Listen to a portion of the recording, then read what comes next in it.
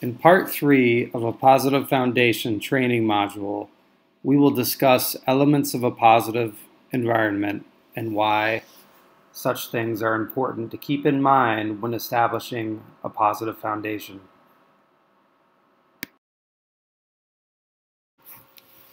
The ultimate goal that drives our efforts at Atlantic Academy is to achieve positive student outcomes, which is to say, to help students be as independent as possible and lead lives that are both meaningful and productive, all of which translates to a successful reintegration back into their home districts or the least restrictive environment.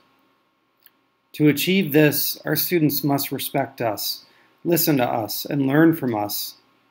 To get a student that has a damaged relationship with authority figures and the school environment to do this is no easy task.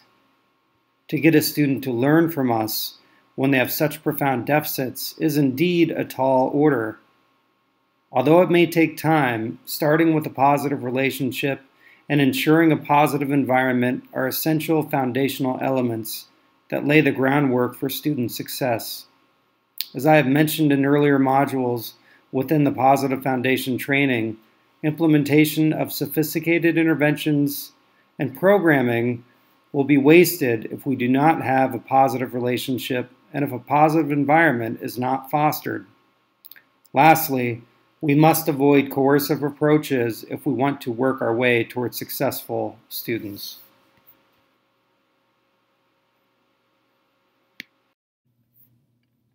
A positive environment in our setting includes using our attention in a skillful and purposeful manner. Skillful delivery of attention could really be another component under a positive relationship, but the fact is we are also a part of the student's environment, and what we do and say is an integral part of the environment that the student enters into on a daily basis. Before we get into the components of skillful attending, let me first define attention. Our attention includes not just what we say to or towards the student, but also whether we are oriented to the student, our nonverbal body language to the student, and even our physical proximity. By attention here, I'm talking about anything you might say or do that appears to be related to the student. Okay, now a positive environment is one in which there are far more positive interactions than negative ones. By negative interactions, I'm talking about coercive responses or negative and corrective feedback. Positive interactions, on the other hand, include positive feedback and comments, statements that relate to the student's strengths, preferences, or feedback or comments that convey positive enthusiasm or interest. Even in high-powered corporate cultures, research has found that the most productive, successful teams have a culture where employees experience, on average, 5 positive interactions to 1 negative interaction from their supervisor. Think about the students who come to our program, given their challenges and deficits. They typically have received more corrective feedback than feedback based on their success. The question is, has that helped them? Again, if negative feedback were the answer, they certainly would not need our program here at Atlantic Academy. So it is very important here that we do not nag, criticize, or find ourselves in a trap where more negative feedback is delivered, even in the midst of their challenging behaviors. The kind of feedback we give to a student needs to be contingent on what they are doing, meaning it needs to relate to their behavior.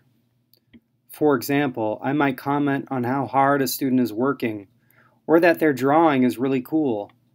I also might use my attention skillfully by simply moving closer to them when they are on task and following directions. Again, feedback in this way can be both verbal, praise or statements of enthusiasm and shared interest, or nonverbal, such as thumbs up, pats on the back, even my physical proximity, etc. Whatever feedback I provide to my student, it should be genuine, not contrived. In other words, just normal human feedback is what we are looking for, as opposed to automatic, robotic feedback such as saying repetitively, "Nice job walking," "Nice job working," "Great job being safe." Optimal feedback is creative, genuine, and varied, and at times specific to the actual behavior or skill they are engaging in. We want to avoid making general statements such as, "Great job," or "You're being so good today." Avoid those general statements and instead provide feedback directed to how a student's actions are benefiting them, such as, "Isn't this great that when we all follow directions and are safe with each other, we get to have fun at recess together?" Here is something to think about. As a general rule of thumb, the squeaky wheel gets the grease. I'm sure you have heard of this old adage. This is an adage that we actually want to purposefully avoid here at Atlantic Academy. By squeaky wheel here, I'm talking about students who misbehave, are disruptive, and generally non-cooperative. Generally, these students get most of our attention in schools, homes, and society in general. The attention is well-intentioned. Let me say that again. The attention is well-intentioned in that adults want to help students. But is all that attention delivered in response to problem behaviors helpful? Again, if it were, the students we have in our services would not be here, as their behaviors have certainly generated a lot of negative interactions and attention in prior placements. So we want to avoid this age-old strategy, which is an ineffective strategy to handle students' challenging behaviors. When they are on task, cooperative, safe, and calm, more attention is given, more of our feedback. As they become less cooperative and disruptive, we decrease our attention. This is how we do it at Atlantic Academy. Also, when our students are cooperative and on task, avoid letting more than 45 seconds go by without some kind of positive, genuine interaction, be it our verbal, physical, or gestural attention. This flies in the face of many intuitive techniques that adults use with students and children in general.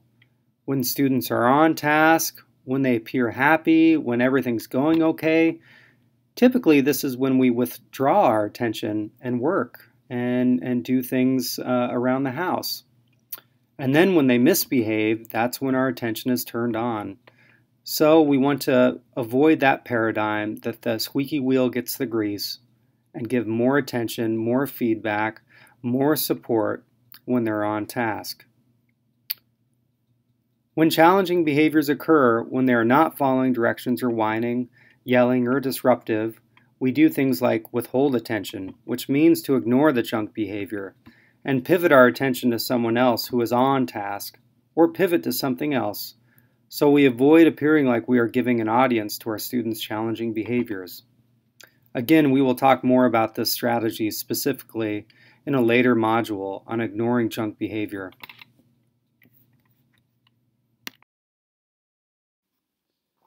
The students that come to us often have chaotic, unpredictable, and unstructured lives. Let me explain.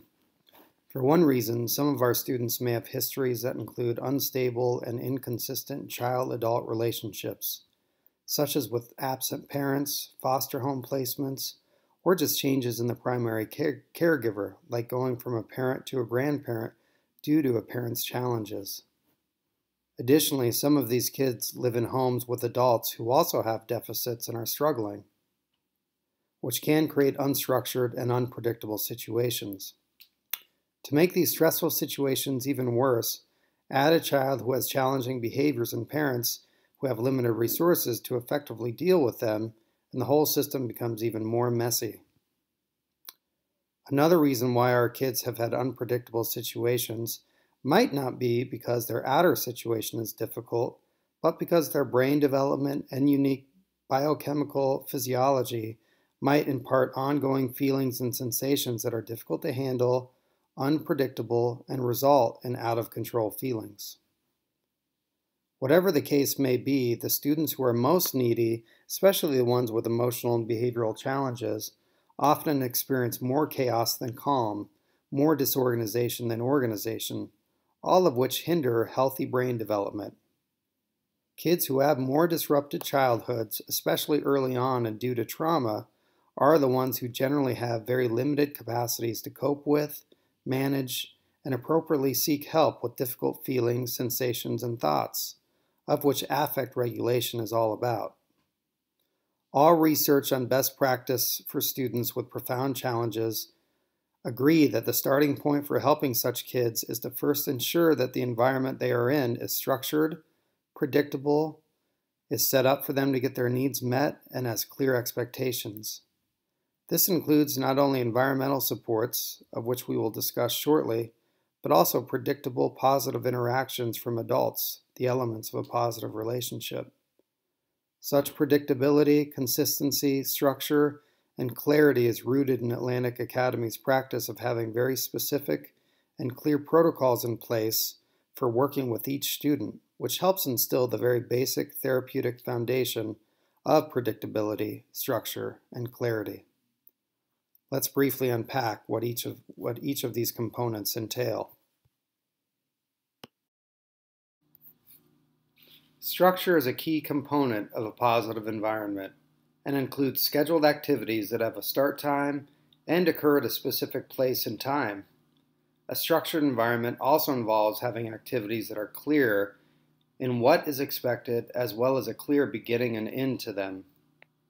A typical recess is generally not considered to be a structured activity, as it may not be clear or salient to the child what to do or for how long within the recess itself. For example, a student with severe social skill deficits may be faced with a recess where there are a lot of activities going on. Some of their peers are swinging, some playing foursquare, some tag. For a student with profound deficits, it may very well be that they do not know how to enter into a play activity, what the rules of that activity are, or how long they should even play at that activity. For the activities that we do at Atlantic Academy, you should know exactly why we are having the student engage in an activity. What is the purpose of the activity? Why is this activity important?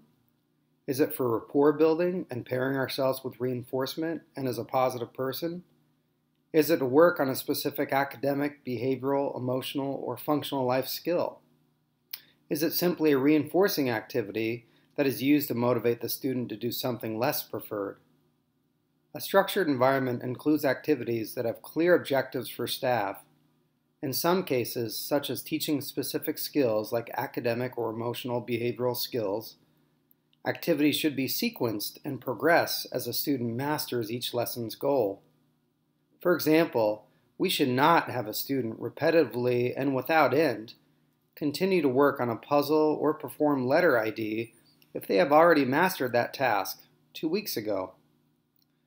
Maintaining skills by repeating some lessons is important, but I'm talking about doing the same activities over and over, which is what we want to avoid. Structured activities should reflect the student's current skill levels, not be overly challenging, but also not mundane either. Ultimately, the best thing we can do to motivate a student to work is to ensure that the activity is engaging, interesting, and meaningful for them. Structured activities should also be anticipated by the student. That is, they should know what the activities and events are before they occur.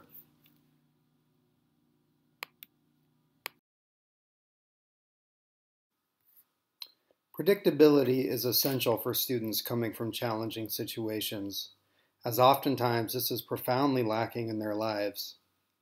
Additionally, self-management skills and important adaptive coping strategies cannot possibly be learned in a chaotic and unpredictable environment, as a child is operating out of survival most of the time, which does not contribute to adaptive strategies in most settings. As adults, we often know what's coming next within our daily schedule, when we have appointments, need to run errands, etc. If children are not brought up to speed on the structure of the day, events may be perceived as unpredictable and or may result in unwanted side effects. For example, if a child is engaged in something and you suddenly tell them it's time to go do something else, common responses for any kid may include whining, complaining, flat-out refusal, or tantruming. A positive and therapeutic environment that contributes to productive learning necessitates events and activities that the child can predict. At Atlantic Academy, students should absolutely know what events and activities are happening during the day and the week. To increase their self-management and independence around predicting their day, we teach them to use a schedule, and we also help them by providing timers as a countdown to events, or give them verbal pre-cues about when something will take place. For example, we might tell a child who is playing Legos that in 10 minutes we will start picking up to go to the store. Then at 5 minutes, give them another warning. Then at 1 minute. At Atlantic Academy, we use schedules, pre-queuing, and timer methods to help our students experience a positive environment, one that fosters relaxation and alertness, as opposed to stress.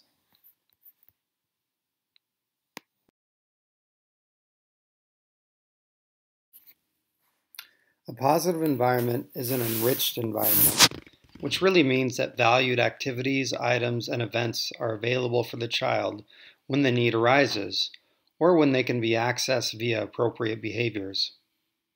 An environment that includes items and activities that meet the child's needs is a positive environment. What this all means is that we should take inventory on what the child likes and what their unique needs are on a regular basis to determine if we need to add anything to their current setting or modify to best set the students up for success. A lot of young students with disruptive developmental histories have deficits with regulating and modulating their private experiences, which means when they have difficult feelings, sensations, thoughts, and impulses, they do not have the capacity to manage them appropriately. Another way of saying this is that stressors and triggers that are commonly found in the everyday world, such as waiting, tolerating no, sharing, tolerating non-preferred activities, tolerating painful internal sensations, are all very difficult for them. As such, a critical goal with kids like this is to teach them the skills to be successful, which always begins with an adult doing the teaching. For this kind of teaching to take place successfully, we must be able to provide to the student what they need when they need it. Sometimes the best a student can do to indicate they need something is to whine or complain. Sometimes students are more capable of using appropriate words. Either way, the starting point to affect regulation is to teach the student that we can help them get their needs met, that we are consistently responsive, caring adults, and they can predict and count on getting their needs met. Once this is a stable foundation and we start seeing their appropriate functional communication increase to access what they need, then we can start teaching them to tolerate waiting and appropriately handling no, and problem-solving challenging situations. The other important facet about this topic is that our goal here with a positive foundation is to get the student to want to come to our school and to listen to us, because we have good, important things to teach them. For this to happen, we must have a reason for them to want to come. That reason being that we have things in our setting that are engaging, that reflect their interests, and that help them meet their needs, all of which is an essential component here at Atlantic Academy, and something we all need to be mindful of.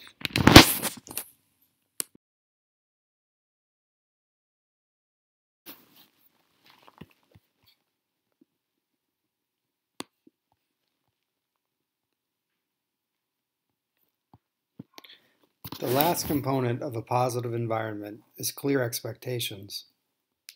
To best set students up for success and abide by the rules, we must review these rules with them and remind them on a regular or as-needed basis. Prior to going into any activity, expectations and rules should be reviewed. Such expectations can be provided verbally, where you have the student repeat back what you said, or the expectation can be viewed visually, such as with a visual reminder or self-management system, such as a behavior contract. Other phrases that describe what I'm talking about here are pre-teaching, priming, and pre-cueing, all of which deliver instructions and expectations prior to the need to demonstrate the expectation. We will get into clear expectations and exactly how to deliver them in a future module on setting expectations.